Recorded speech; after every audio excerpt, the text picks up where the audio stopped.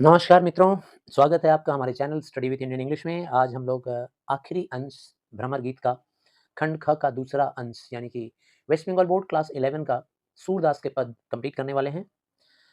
तो बाकी की चर्चाएँ तो हमारे फर्स्ट, सेकंड, थर्ड वीडियोज़ में हो गई हैं। आपके लिए हमारे चैनल में एक प्लेलिस्ट तैयार किया हुआ है। अगर आप क्लास 11 के स्टूडेंट हैं तो प्लेलिस्ट में जाइए और अब तक की सारी वीडियोज़ आपको वहाँ मिल जाएँगी। हिंदी की और इंग्लिश की और ग्रामर की सारी इंपॉर्टेंट वीडियोज़ आपको मिल जाएँगी। देखते रहिए, सीखते रहिए और अपने दोस्तों के साथ इसको शेयर कीजिए ज़्यादा से ज़्यादा। और चैनल को सब्सक्राइब करना मत भूलिए प्लीज़, ताकि और नए वीडियोज़ आपको टाइमली मिलते रहें। और प्लीज़ लाइक कीजिए और कोई परेशानी होने पर कमेंट बॉक्स में ज़रूर मुझे कुछ सजेशन दीजिए या फिर अपनी परेशानियों को लिखिए, मैं वहाँ सॉल्व करने की कोशिश करूँगा। आइए पार्ट 2 पढ़ते हैं भ्रमर गीत का खंड ख का। मधुबन तुम कत रहत हरे। एक बात और याद रखिएगा कि ये ब्रज भाषा में लिखी गई है। मधुबन तुम कत रहत हरे। गोपियाँ, अ, प्रसंग क्या है इसको लिखने का वो भी आप जान लीजिए। प्रसंग ये है कि गोपियाँ तो विरह वेदना में पागल हैं। यानी विरह में उनके अंदर जो वेदना है वो शूल की तरह उनके सीने में चुभ रहा है, वेदना दे रहा है, उनको तकलीफ दे रहा है। अब ऐसे में जब कोई व्यक्ति खुद तकलीफ में रहता है और अपने आस-पास किसी को खुशी या सुख या आनंदमय देखता है, सुखी देखता है, तो उसे बुरा लगता है। वो चाहता है कि जिस मनोदशा में हम हैं, वैसी ही मनोदशा में हमारे आस-पास, इर्द-गिर्द का माहौल भी दुखी होना चाहिए। तभी जाकर उसके कलेजे को ठंडक मिलती है। तो गोपियाँ कहती हैं मधुबन को, मधुबन यानी कि अ, वह जंगल का वन, जहाँ जो गोकुल का वो जंगल है, वन है, जहाँ तरह-तरह के नाना प्रकार के फूल खिले हुए हैं, वृक्ष हैं, वाटिकाएँ हैं।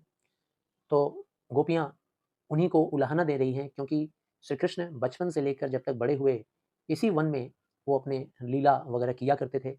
उनका जो लीला था, वो मधुवन में ही हुआ करता था गोपियों के साथ, अपने ग्वाल-बालों के साथ।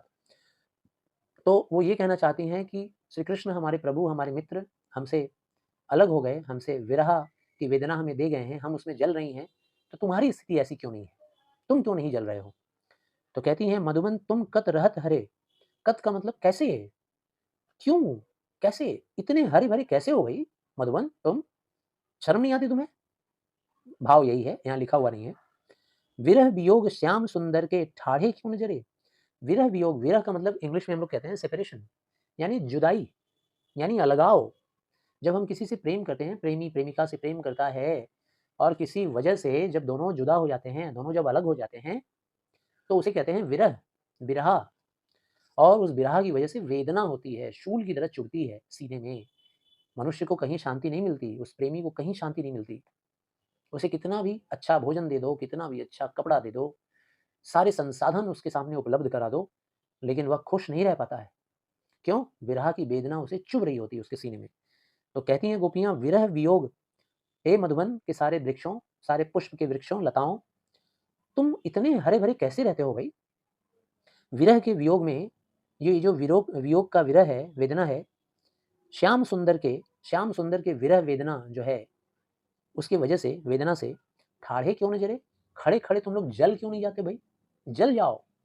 जैसे हम जल रहे हैं, तुम्हें देखकर हमें भी जलन हो रही है। तुम लोग कैसे हरे-भरे हो?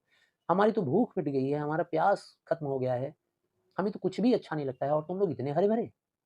क्या श्याम, क्या श्री कृष्ण तुम्हारे साथ समय नहीं व्यतीत करते थे? तुम्हारे साथ भी तो समय व्यतीत करते थे। मोहन बेनु बजावत तुम तर, शाखा टेकी खड़े। श्री कृष्ण यानी मोहन, बेनु यानी बांसुरी। श्री कृष्ण बांसुरी बजाया करते थे, बजावत यानी बजाते थे। तुम तर, तुम्हारे ही नीचे तो खड़े होकर वो लोग, वो सॉरी, श्री कृष्ण, माफ कीजिएगा, श्री कृष्ण तुम्हारी ही शाखाओं के नीचे खड़े होकर और तुम्हारी ही शाखाओं से टेक लगाकर, टेक मतलब ऐसे टेक लगाकर, और ऐसे बांसुरी बजाते थे। पेड़ों की जो मोटा जो ट्रंक होता है, जो मूल उसका ट्रंक है, शाखा है, ज़मीन से जो निकल रहा है, उसी से टेक लगा लेते थे और लगाकर ऐसे बाँसुरी बजाते थे। तो मोहन बेनु बजावत तुमतर, श्री कृष्ण तुम्हारे ही नीचे खड़े होकर बजाते थे।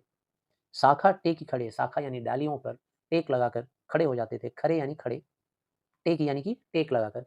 जैसे आप मेट्रो में जर्नी करते होगे तो लिखा रहता है दरवाजे पर टेक लगा के ना खड़े रहें, ठीक है? नहीं तो आप दुर्घटनाग्रस्त हो सकते हैं, गिर सकते हैं। मोहित हावर अरु जड़ जंगम, मुनि जन ध्यान टरे। और जब तुम्हारी शाखाओं के नीचे खड़े होकर श्री कृष्ण जब मुरली बजाते थे, बांसुरी बजाते थे, थावर, थावर का मतलब ये सारे जो पेड़ हैं, पौधे हैं, स्थिर रहने वाली जो चीज़ें हैं जंगल के अंदर, यहाँ जितनी भी स्थिर रहने वाली रुकी हुई जो चीज़ें हैं, उसको बोलते हैं थावर। अरु, अरु का मतलब और, ये सारे थावर, पेड़, पौधे, वृक्ष, जो मोटे-मोटे विशाल वृक्ष हैं, छोटे वृक्ष हैं, जो खड़े हैं एक जगह। जड़ जंगम, जंगम किसको बोलते हैं भाई? साधक लोग, जो साधना करने वाले ऋषि-मुनि हैं, पंडित लोग हैं, ज्ञानी लोग हैं, जो एक तरफ से दूसरी तरफ यूँ ही भ्रमण करते रहते हैं साधना में, ठीक है ना? ज्ञान का अर्जन करने में। मुनिजन, यानी ऋषियों और मुनियों, ऐसे लोग जन का भी, जन यानी कि इस तरह के बहुत सारे जन, बहुत सारे लोग, मुनिजन, ऋषि मुनिजन। ध्यान टरे, सभी का ध्यान तोड़ देते थे। कौन? श्री कृष्ण। कैसे? तुम्हारे ही तने के नीचे, तुम्हारी ही डाली के नीचे खड़े होकर जब श्री कृष्ण बांसुरी बजाते थे, तो ऐसे सारे लोगों का ध्यान टूट जाता था। सारे थावर का, सारे जड़ जंगम का, सारे मुनि का, सबका ध्यान तोड़ देते थे। सब जो जहाँ रहता था ध्यान टूट जाता था। मुनि लोग बैठकर ध्यान में लगे हुए हैं और तभी जैसे ही बांसुरी बजा, हुँ, तुरंत ध्यान कहाँ चला गया? बांसुरी में चला गया, ठीक है? सारे पेड़ चुपचाप सो रहे हैं या बैठे हुए हैं, तभी बांसुरी बजा, सब पेड़ वेड़ उठ गया, सबकी आँखें खुल गई, पत्ते-वत्ते सब हिलने-डुलने लगे, सबका ध्यान तोड़ देते थे। वह चितवन तू मन न धरत है, तो ऐसा चितवन, ऐसा सलोना रूप, ऐसा मनमोहक रूप, श्री कृष्ण का इतना सुंदर स्वरूप क्या तुम्हारे मन में धारण नहीं हो रहा है? क्या तुम लोग अपने मन में इतने सुंदर रूप को ध्यान में नहीं ला पा रहे हो? हम लोग तो अभी तक उस रूप से दूर हो ही नहीं पा रहे हैं। भूख मर गई है भाई, प्यास मिट गया है हम लोगों का, खत्म हो गया है। पानी पीने की इच्छा नहीं हो रही है, जीने की इच्छा नहीं हो रही है और तुम लोग इतने हरे-भरे। जब तुम्हारे अंदर वो रूप आएगा तो तुम्हारा भी ध्यान हट जाएगा। तो कह रही हैं उलाहना देते हुए कि क्या वह चितवनी, वह सुंदर स्वरूप ईश्वर का, श्री कृष्ण का मन न धरत है? क्या तुम्हारे मन में वो धारण नहीं हो रहा है? बल्कि ऊपर से क्या धारण कर रहे हो? फिर पुहुप धरे।